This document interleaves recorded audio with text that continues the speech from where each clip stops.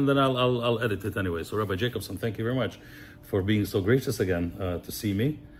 I try, I wouldn't say every time I'm in New York I try to visit you, but I try, whenever I come for a longer visit, I really try to pay you a visit. I appreciate your friendship, I really do. And you're an inspiration to me, as to many others, I believe. Serious, it's serious. But I mean that very, very sincerely. I appreciate it, and I thank you for having me. And it's always great to be an honor to be with you. Thank you so much. So there's a couple of things. Let's start off with. Yeah, I'm gonna subtitle this. I'm gonna subtitle. You're not gonna translate while we speak, like last time you did. No, I'm gonna subtitle. I'm gonna work with this. I'm gonna actually put in effort. Okay. With AI, you know, that AI sure. actually can lip sync. Oh, that language. No, but I want to have. It's like, listen, for me, dubbing is almost like looking at a painting through I don't know, like a sunglass or some sort of filter. So your language is this. I'm not pushing it, but I understand. If you look at it, you can't even tell. I understand, but I will. I'm doing now in languages. We have a project called Simon Jacobson.ai. You can actually hear me speak in Italian, with your own voice. In Arabic and Chinese, and you cannot tell. People think I know Arabic. All of a sudden, you become so Hungarian. I'm going to send you some Hungarian. Yes, you should. I'm very happy to proofread it or to proofhear it if I need to. Good.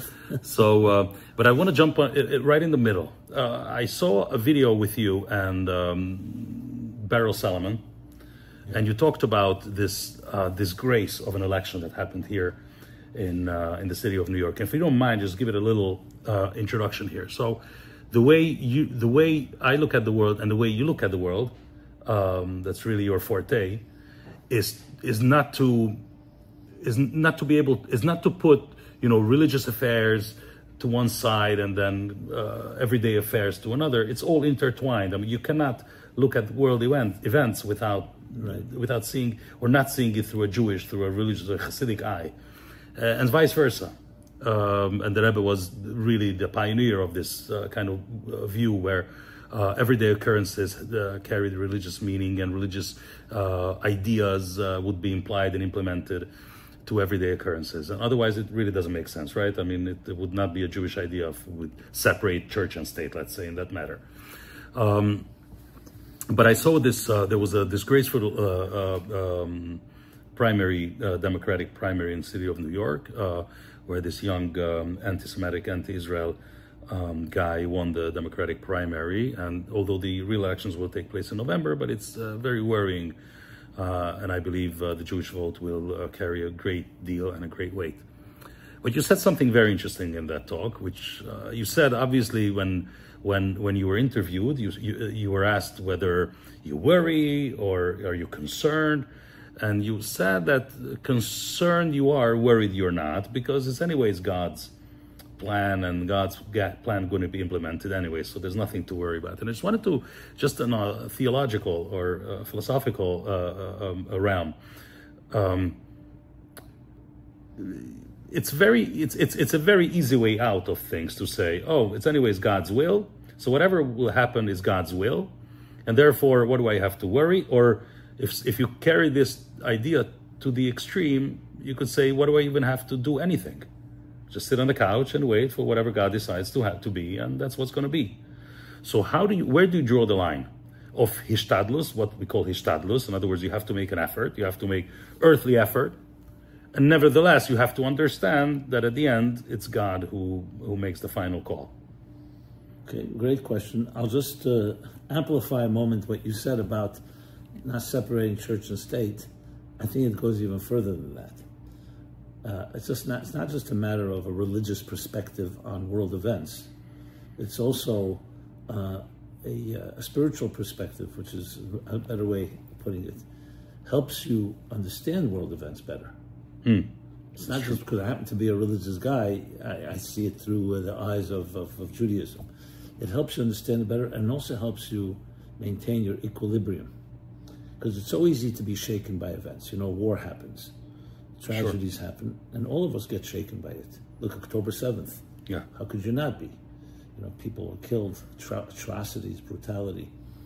What having, I'll just call it a divine, cosmic, spiritual perspective adds is you do what has to be done to protect yourself. You're prudent. You don't sit down, like you said, and just wait pray for to God, because that's part of what God's plan is. That He gave you intelligence, He gave you emotions, He gave you resources, and you have to use them. But at the same time, you're not defined by these events. You don't let them control your life, because if you did, every day bad news would destroy you. You're always above it. That's the point. So it's not about not doing what we have to do. Israel should do whatever it has to do to protect itself and preempt. And thank God they did that with Iran. But at the same time, you see there's a higher hand, and you realize that even when things may not always seem good, there's a bigger picture. That's the key. That's what I was saying about. So even though this guy that was nominated as anti-Semite and doesn't look, but I also said it's a wake-up call. Maybe it's revealing to us what's going on. Maybe it's time to not be complacent and to do what we have to do. But to be worried, to start running from New York, for example, as I mentioned, I grew up around the Rebbe. I grew up in an environment, you don't run. We're not running out of fear. If we run, it's because of deliberate reason, because there's a danger, but not in any way because psychologically or anything. We are strong, and we will always have strong fortitude. And I think that's the line. The line is you do everything you have to do, but you're not going to be defeated or defined by our enemies. That's the most important thing. Psychologically and emotionally, we cannot be defined by fear, because then you lose all sight. When a person's in fear and demoralized, they can't achieve anything. So it's like, just God forbid, let's say, I'll use a human example. A fire breaks out in someone's house, God forbid, and it's middle of the night. You wake up your children, and obviously you do everything possible to get them out of the house. Sure. But you don't panic. You make sure your children, we're going to walk now, this down here, everybody together. In other words, you keep your composure. Talk about that. This week is you based with Gimel Tammuz. Yeah, famous. Speak about that. Yeah, it just comes to mind. It's actually tonight, yeah. Right. So when the previous Rebbe, they pointed a gun to his head, and they said, this thing here has made many people cooperate. And he, unflinching, said, this toy can only frighten someone that has one world and many gods, not someone that has one God and many worlds. In other words, of course he didn't want to die, but they're not going to frighten him because he has a bigger perspective on things. That's the key that you always maintain. It's like the commander-in-chief cannot afford to become weakened because of a setback. That was the main point. So yes, we have to deal now with this mayoral candidate. We'll do what we have to do to make sure he doesn't get elected. But then, strange things happen. And you do what you have to do. We'd rather Iran wasn't trying to get a nuclear weapon. And then you do what you got to do. But you never come in with fright or fear or any negative attitude. In Tanya, he says, when you're wrestling someone, even if you're stronger, but you feel demoralized, you feel weak and depressed, the other one's going to win. Psychological warfare. And you see the effect in wrestling, right? If somebody's maybe even stronger than you physically, but if you have the stamina and you have the will and you have the self-confidence. Look at the Jewish people, a small little nation. Who believed in the last few weeks the world was in awe? A little country, smaller than the size of New Jersey. And look what it did in this Middle East. After 2 days of, 2 years of and what is that having numbers? to be in war. You're talking about a few million Jews in this world. 14.5 million Jews in a world of 8 billion people. Sure. And 80 years ago, the world was silent when we were being massacred. So there's a certain confidence that you have that we will prevail. That's the key. You mentioned tonight is Yud Beit and Yud Gimel Tammuz, the two very special days. Both the Friedrich Rebbe, the previous Lubavitcher Rebbe's birthday, and also the day of his liberation from Tsarist prison. Could you, for my viewers, could you explain a little bit about those days and their significance, and in particular the significance of these days for our Rebbe, to whom the Friedrich Rebbe was the Rebbe? Yeah. So we're talking here 98 years ago, in the former Soviet Union, Stalinist Russia, Soviet Union. So the previous Rebbe, Rabbi Yosef Schneerson, he's the 6th Chabad Rebbe. He assumed leadership when his father passed away in 1920, and this was horrible times for Jews in that part of the world, Soviet Union. The persecution, and they ultimately arrested him with a threat of killing him. They wanted to put him away because they saw him as counter-revolutionary activity. That was their way of... As a religious leader. Yes, and he was very formidable, And they thought they break him, they break the Jews, so to speak. But miraculously, he actually was freed, completely freed. First, his death sentence was commuted, then exile was commuted, and he came out on the 12th of Tammuz. So every year we celebrate that as a holiday, a liberation holiday. 1927 it was. Yeah. Now we are 2025, 98 years. It's also his birthday. Yeah. So his birthday he was born in 1880. Okay. The message was that even though there was the mighty, mighty Soviet Union, and who could stand up to them? Here, one man who refused to give in, he maintained his dignity, he refused to cooperate, and he prevailed. They could have shot him like this. So the lesson, the next year he wrote a letter to his followers and his students, including who would become later his son-in-law, our Rebbe, that this is a day where not I alone was redeemed, but everybody, every Jew on earth has been redeemed to be able to show that we can always overcome any of our challenges. So it's like a lesson. We don't just say, okay, we move on. We learn from it the power that there's nothing that can destroy us. That when there's a will and you keep fighting, you will prevail. So I think today when we face our challenges, whether it's personal challenges or other challenges, you look at this as inspiration. How man stood up to the mighty Soviet Union. And not only did he stand up, he ultimately left, came to Europe, and then came to the United States and rebuilt Chabad. Just a few houses down. Right, exactly. We are right here in Crown Heights. You're privileged to live on Eastern Parkway. In 1940, he arrived here, middle of World War II, middle of the Holocaust, and rebuilt. And you see Chabad all over the world now, and Hungary included, and everywhere. True. And just a revival and a renaissance. So if anyone ever says it's impossible, this day it proves it. No, it's not. Right. Right. Getting back to, you said something about, you just mentioned Derech Hagav, like, by the way, the fact that you don't run away from troubles, that was the Rebbe's message. And it just reminded me of the Tkufa in the early 1990s, I believe it was, here in Crown Heights, when there was a lot of tension unrest between the Jewish community, the religious Jewish community, and the local African-American community. Could you tell, like, you're a Crown Heights resident? Yeah, I was here, right here. We're sitting right now. It was 1991, the summer of 91. There was what we called a pogrom. And tragically, there was an accident that a Jewish man was driving a car and he accidentally killed a little black boy, David Cato. The blacks responded by literally launching a pogrom. And they killed Yankel Rosenbaum in cold blood, right here, 2 blocks from here. And that unleashed a whole thing of looting and breaking windows. And I remember we couldn't go out of the house. Yeah, I lived in this country and then. The police, they stood down. So that was a major event. And were you scared? I was prudent. I wasn't going to go outside when I hear people looting and with weapons and so on. I wasn't scared. I mean, scared like more, there's 2 levels of scared is being practical. I'm going to lock my doors. Of course.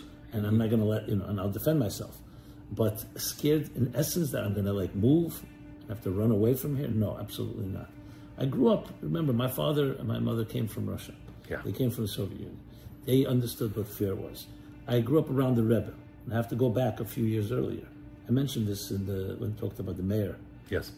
When I grew up in Crown Heights was a beautiful community. But then the unrest, the civil rights unrest in all the major cities in America took over. Downtown Detroit, downtown Cleveland, downtown Chicago, downtown New York, everything.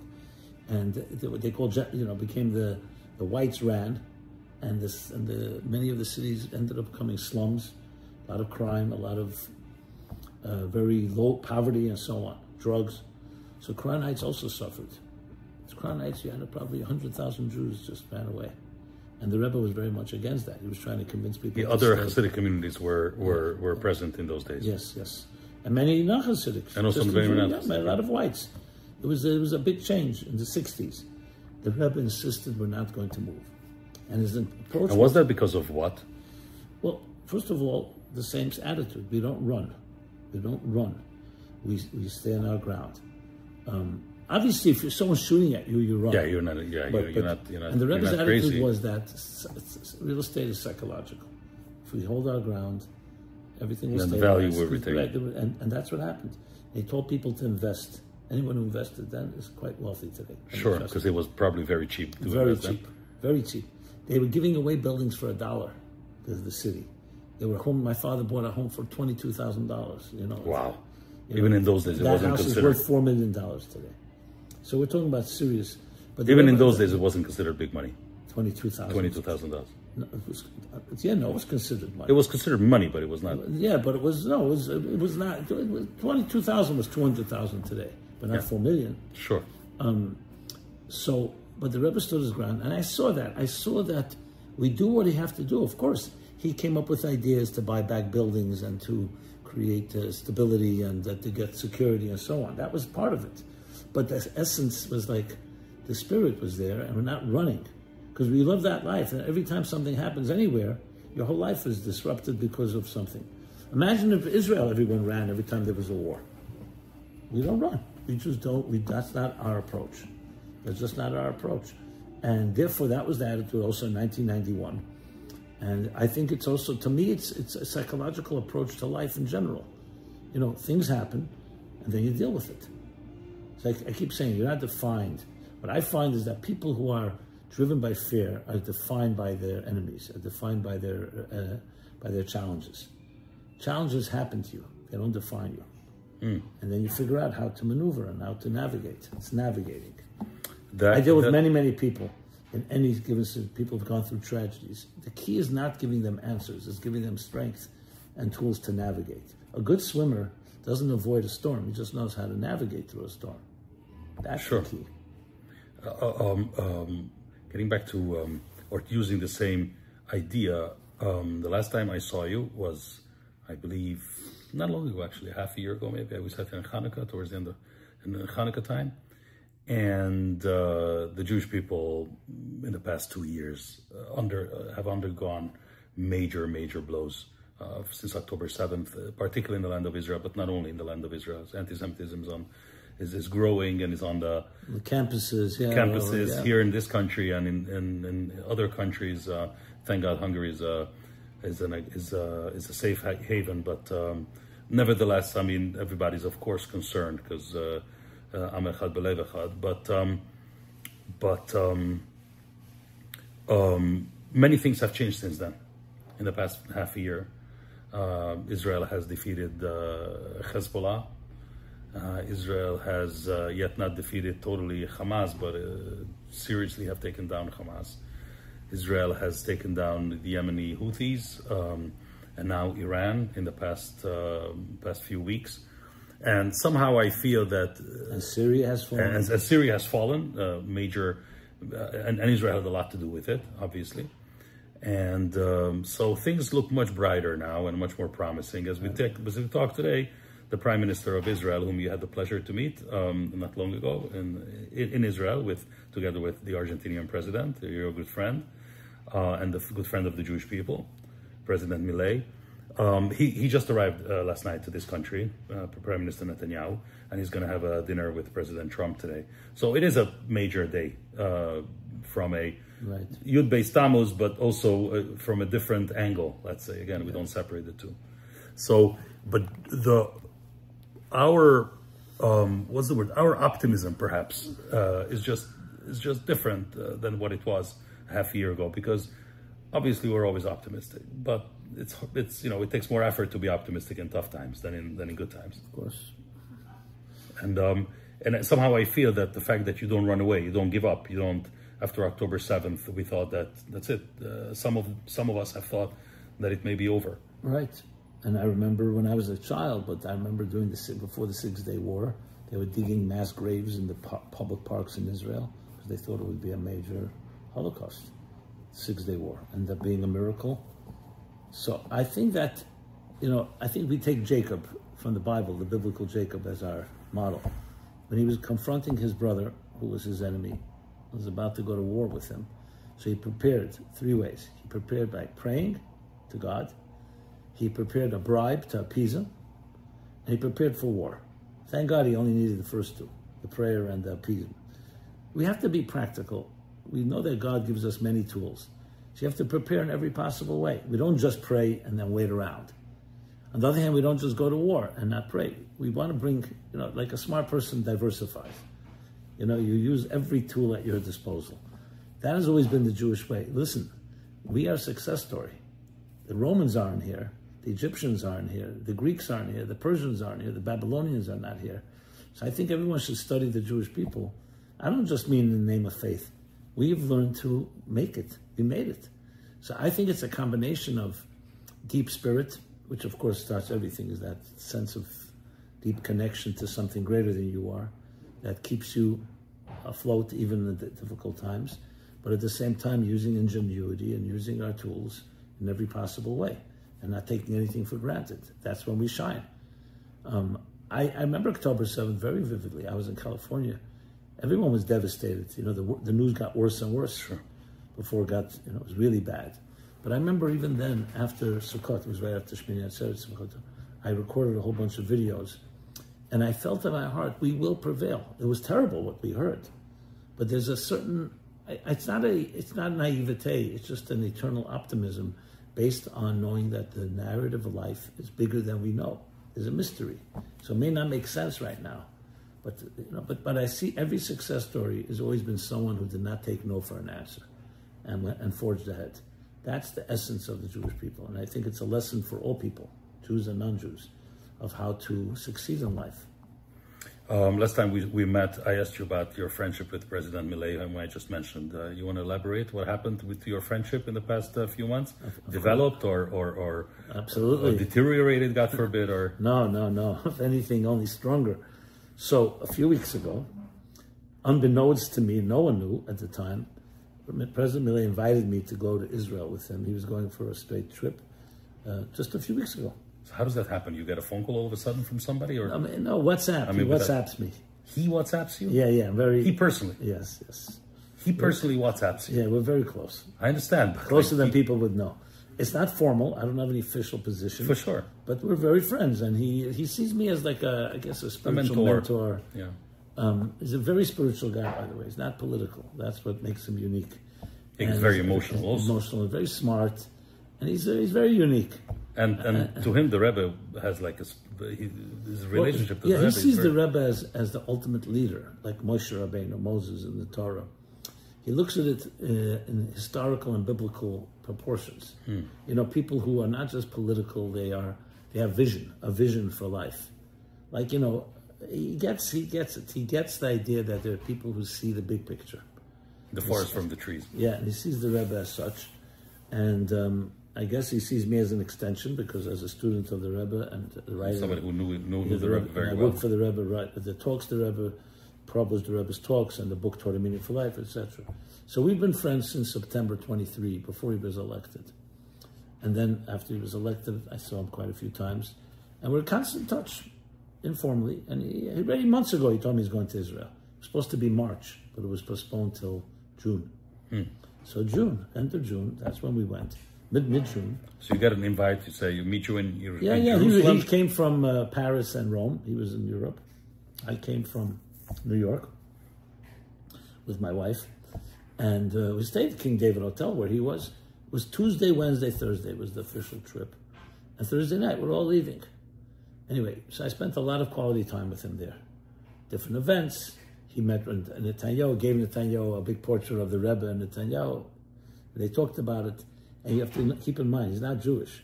But he gets all these, Netanyahu, the prime minister, and all the Knesset members are all talking Torah and mentioning the Rebbe. He makes Prime Minister Netanyahu more Jewish-like.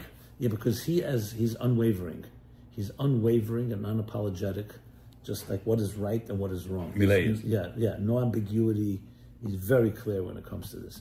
So they honored him Wednesday night in the Knesset. It was the first time an Argentinian president was spoken at the Knesset. The whole Knesset was there, Netanyahu, everybody. And they're quoting Torah. It was great. They're quoting Torah.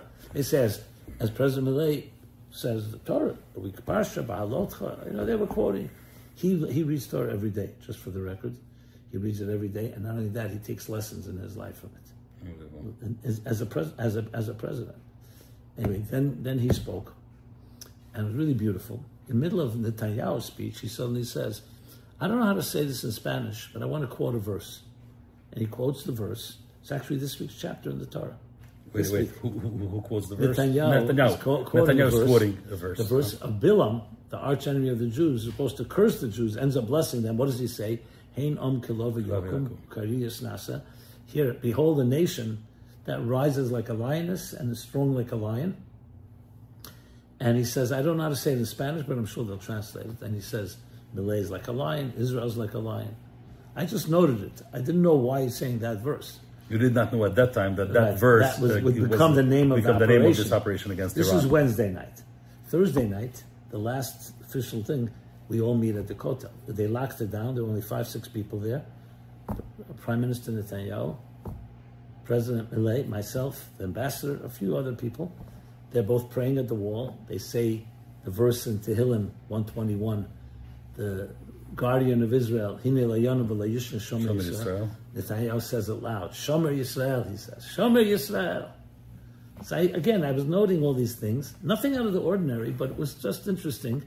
This is, mind you, hours before planes are flying to Iran operation. Okay, then Netanyahu asks Milei, can he have permission? He wants to go over to another part of the world to pray privately.